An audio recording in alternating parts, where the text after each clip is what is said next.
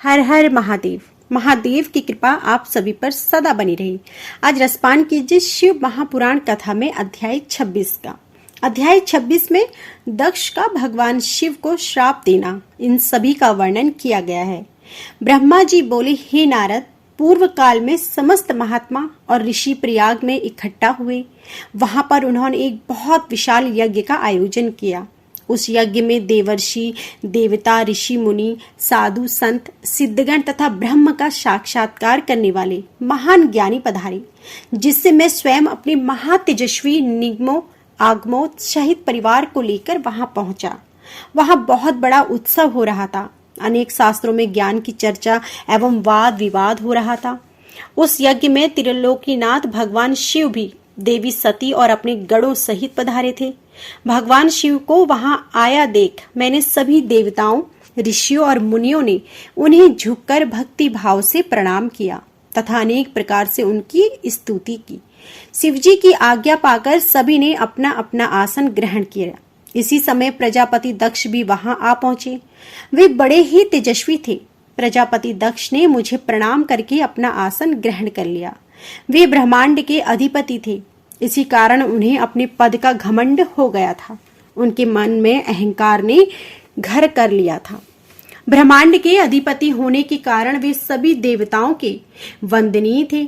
सभी ऋषि मुनि सहित देवर्षियों ने भी मस्तक झुकाकर प्रजापति दक्ष को प्रणाम किया और उनकी स्तुति कर उनका आदर सत्कार किया।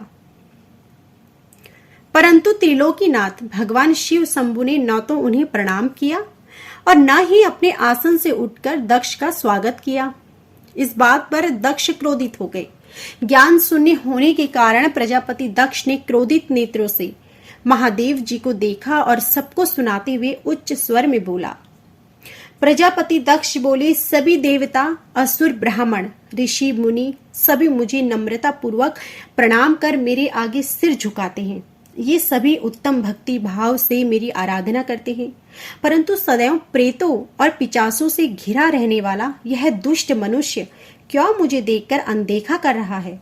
शमशान में निवास करने वाला यह निर्लज्ज जीव क्यों मेरे सामने मस्तक नहीं झुकाता? भूतों पिचासों के साथ रहने के कारण क्या यह शास्त्रों की विधि भूल गया है? इसने नीति के मार्ग को भी कलंकित किया है। इसके साथ रहने वाला या इसकी बातों का अनुसरण करने वाले मनुष्य पाखंडी, दुष्ट और पाप का आचरण करने वाले हैं। वे ब्राह्मणों की बुराई करते हैं तथा स्त्रियों के प्रति आकर्षित होते हैं। यह रुद्र चारों वर्गों से पृथक और कुरूप है, इसलिए इस पावन यज्ञ से इसे बहिष्कृत कर दिया जाए। यह उत्तम कुल जन्म से हीन है, अतः इसे यज्ञ में भाग न लेना दिया जाए। पुत्र क्रोध से विवेक समाप्त हो जाता है। दक्ष ने शिव के लिए अपशब्द कहते समय उसके परिणाम तक तनिक भी विचार नहीं किया। अहंकार के कारण वह शिव के स्वरूप को भूल गया। वह यह भी भूल गया कि आदि शक्ति ने जिसका तप द्वारा वर्ण किया है वह कोई साधारण पुरुष नहीं, ऋषि या देव नहीं है। ब्रह्मा जी बोले, हे नारद, दक्ष की ये बातें सुनकर भृगु आदि बहुत से महर्षि रुद्रदेव को दुष्ट मानकर उनकी निंदा करने लगे। ये बातें सुनकर नंदी को बुरा लगा। उनका क्रोध बढ़ने लगा और वे दक्ष को श्राप देते हुए बोले कि हे महामूढ़, दुष्ट बुद्धि दक्ष, तू मेरे स्वामी देवादिदेव महेश्वर को यज्ञ से निकालने वाला कौन होता है? जिनके स्मरण मात्र से यज्ञ सफल हो जाते हैं और तीर्थ पवित्र हो जाते हैं, तू उन महादेव जी को कैसे श्राप दे सकता है? मेरे स्वामी निर्दोष हैं और तूने अपने स्वार्थ की सिद्धि के लिए उन्हें श्राप दे दिया और उनका मजाक उड़ाया है। जिन सदाशिव ने इस जगत की सृष्टि की, इसका पालन किया और जो इसका संहार करते हैं, तो उन्हीं महेश्वर को श्राप देता है। नंदी के ऐसे वचनों को सुनकर प्रजापति दक्ष के क्रोध की कोई सीमा ना रही। वे आग बबूला हो गए और नंदी समेत सभी रुद्रगणों को श्राप देते हुए बोली, अरे दुष्ट रुद्रगणों, मैं तुम्हें श्राप देता हूँ कि तुम सब वेदों से बहिष्कृत हो जाओ।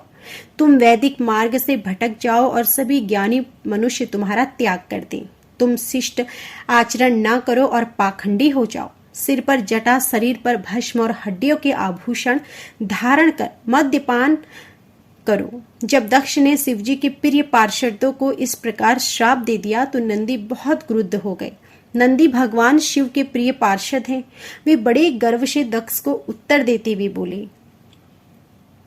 नंदीश्वर बोले, हे दुर्बुद्धि दक्ष, तुझे शिव तत्व का ज्ञान ही नहीं है। तूने अहंकार में शिव गणों को श्राप दे दिया है। तेरे कहने पर भृगु आदि ब्राह्मणों ने अभिमान के कारण भगवान शिव का मजाक उड़ाया है। अतः मैं भगवान शिव के तेज के प्रभाव से तुझे श्राप देता हूँ कि तू जैसे अहंकारी मनुष्य जो सिर्फ कर्मों के फल को देखते हैं, वेदवाद में फंसकर रह जाते हैं, उनका वेद तत्व ज्ञान शून्य हो जाएगा। वो सदैव मोह माया में लिप्त रहेंगे। वे पुरुषार्थ विहीन होंगे और स्वर्ग को ही महत्व देंगे। वे क्रोधी और लोभी होंगे। वे सदा ही दान लेने में लगे रहेंगे। हे रक्षा, जो भी भगवान शिव को सामान्य देवता समझकर उनका अनादर करेगा, वह सदैव के लिए तत्व ज्ञान से विमुख हो जाएगा। वह आत्मज्ञान को भूलकर पशु के समान हो जाएगा तथा यह दक्ष जो कि कर्मों से भ्रष्ट हो चुका है, इसका मुख बकरे के समान हो जाएगा। और इस प्रकार गुस्से से भरे नंदी ने जब दक्ष और ब्राह्मणों को श्राप दिया तो वहां बहुत शोर मच गया। भगवान शिव मधुर वाणी में नंदी को समझाने लगे कि वे शांत हो जाएं। प्रभु शिव बोली, नंदी, तुम तो परम ज्ञानी हो, तुम्हें क्रोध करने की कोई आवश्यकता नहीं। तुम्हारे बिना कुछ जाने और समझे ही दक्ष तथा समस्त ब्राह्मण कुल को श्राप दे दिया है। सच्चाई तो यह है कि मुझे कोई भी श्राप छू नहीं सकता, इसलिए तुम्हें अपने क्रोध पर नियंत्रण रखना चाहिए। किसी की बुद्धि कितनी ही दूषित क्यों न हो, वह कभी वेदों को श्राप नहीं दे सकता। नंदी, तुम तो सिद्धों को भी तत्व ज्ञान का उपदेश देने वाले हो। तुम तो जानते हो कि मैं यज्ञ हूँ, मैं ही यज्ञ कर्म हूँ, यज्ञ की आत्मा मैं ही हूँ, यज्ञ परायण यजमान भी मैं हूँ।